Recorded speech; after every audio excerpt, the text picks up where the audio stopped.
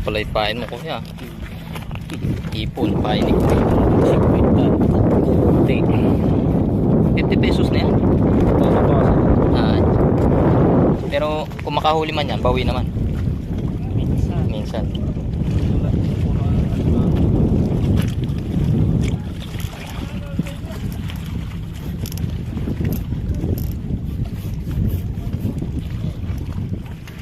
Ano yan kuya, pang ulam o benta?